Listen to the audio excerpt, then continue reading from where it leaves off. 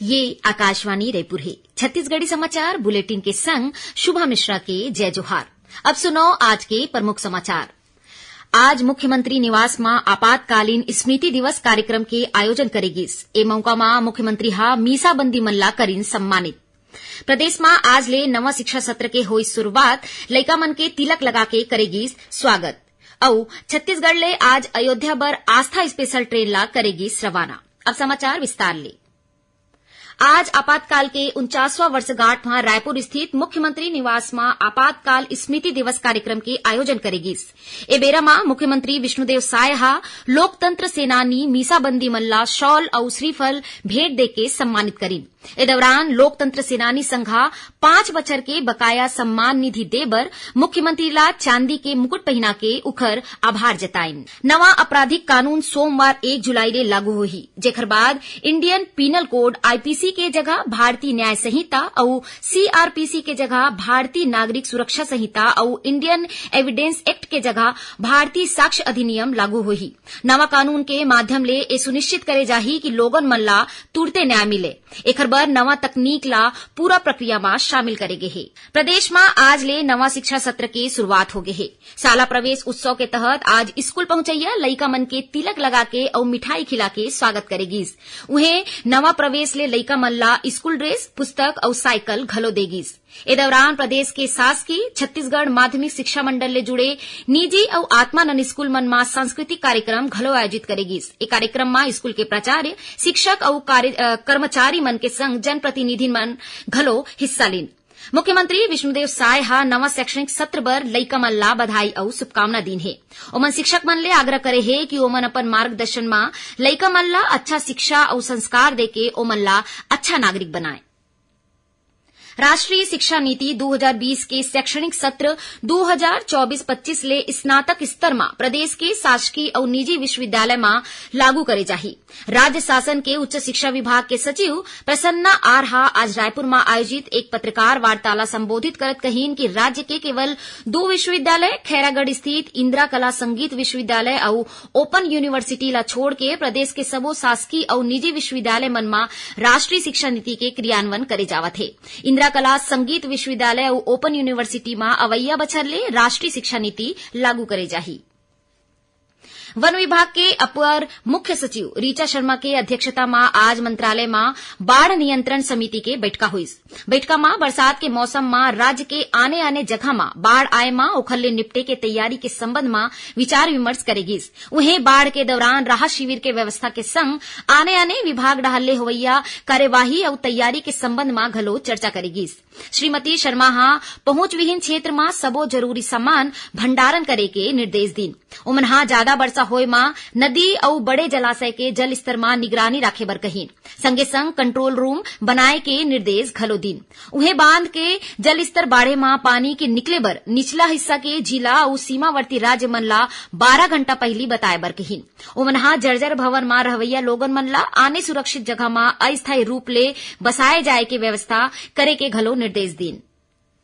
मुख्यमंत्री विष्णुदेव साय काली 27 जून ले जन दर्शन कार्यक्रम के तहत लोगन मन ले मिलके उखर परेशानी ला सुनही। संगे संग जनता के सुझाव और शासकीय योजना के काम के जानकारी घलो लोगन मन ले पाही। ये कार्यक्रम हर गुरुवार के मुख्यमंत्री निवास कार्यालय में बिहनिया 11 बजे ले मंझनिया 1 बजे तक आयोजित करे जाही। छत्तीसगढ़ी समाचार बुलेटिन आप मन आकाशवाणी रायपुर ले सुनत हो। छत्तीसगढ़ के खबर ले है आपकी वास्ता और खबर के विश्वसनीयता ले है हमार वास्ता।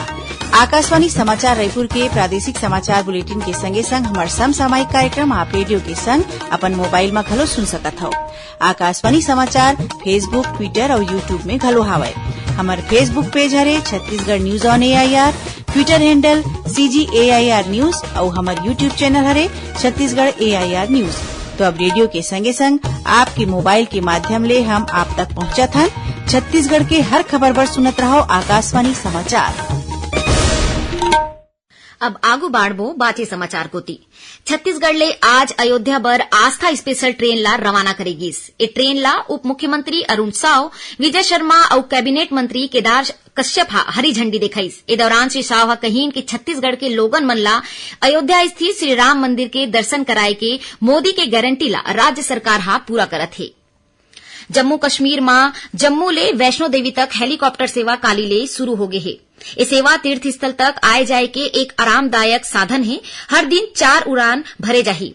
तीर्थयात्री श्राइन बोर्ड के आधिकारिक वेबसाइट के माध्यम ले हेलीकॉप्टर सेवा बुक कर सकत है।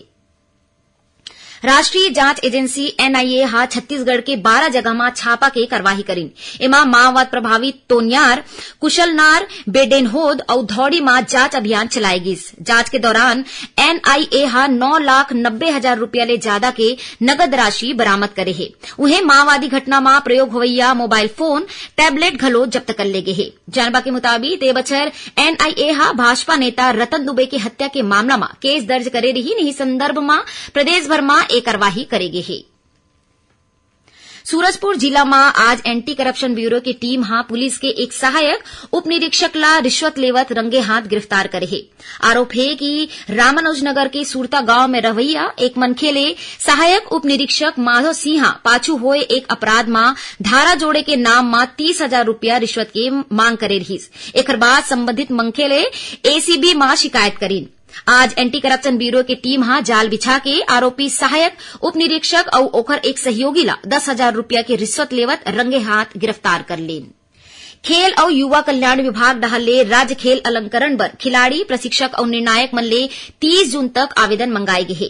खिलाड़ी मन ला हर बछर बर आने आवेदन करना होही। ये पुरस्कार मन मा शहीद राजीव पांडे, शहीद कौशल यादव, वीर हनुमान सिंह, शहीद पंकज विक्रम सम्मान, शहीद विनोद चौबे सम्मान और मुख्यमंत्री ट्रॉफी शामिल है।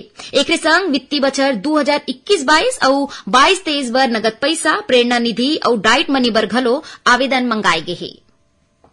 अब पेश है मौसम की हाल। छत्तीसगढ़ में मानसून आज ले एक फेर सक्रिय हो गए है।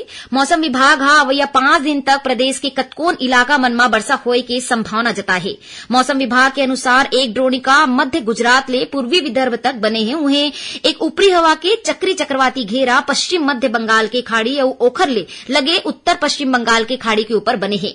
एकर असर ले काली प्रदेश में कतकोन जगह में हल्का ले कम वर्षा हो या गरज चमक के संग छींटा पड़े के संभावना है। उन्हें 1-2 जगह में अंधड़ चले, आकाशीय बिजली गिरे और ज्यादा पानी गिरे के चेतावनी दे गई है।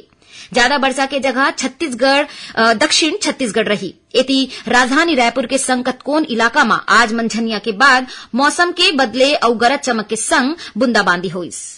राजधानी रायपुर के मंदिर हसौद थाना क्षेत्र में आज 2 कार के बीच में टक्कर होगी। ये हादसा में 2 युवक के मौका में ही मौत होगी। फिर 5 अन्य युवक गंभीर रूप ले घायल हो गए हैं। घायल मनला राजधानी के निजी अस्पताल में भर्ती कराए गए हैं। मृतक युवक रिम्स मेडिकल कॉलेज के छात्र बताए जाते हैं। यह हादसा राष्ट्रीय राजमार्ग क्रमांक 53 में मंदिर हसौद टोल नाका तीर हुई। महात्मा गांधी राष्ट्रीय ग्रामीण रोजगार गारंटी योजना मनरेगा में अवैया सबले ज्यादा रोजगार दिलाए के मामला में रायपुर जिला प्रदेश में दूसरैया स्थान पाए है। जिला बछर 2024-25 में जून महीना तक 19 लाख ले ज्यादा लोगन मन ला रोजगार दे के लक्ष्य राखे रहीस। फिर लक्ष्य में 30 लाख ले ज्यादा लोगन ला रोजगार दे में सफलता पाए है, जौन आवंटित लक्ष्य ले 159% ज्यादा है। आखिर में प्रमुख समाचार एक घाव फेर। आज मुख्यमंत्री निवास में आपातकाल स्मृति दिवस कार्यक्रम के आयोजन करेगी। ए मौका में मुख्यमंत्री मीसाबंदी मल्ला करीन सम्मानित। प्रदेश में आज ले नवा शिक्षा सत्र के हुई शुरुआत, लइका मन के तिलक लगा के करेगी स्वागत। और छत्तीसगढ़ ले आज अयोध्या बर आस्था स्पेशल ट्रेन ला करेगी रवाना। एक संग छत्तीसगढ़ी समाचार बुलेटिन यही सिरावत है। जय जोहार।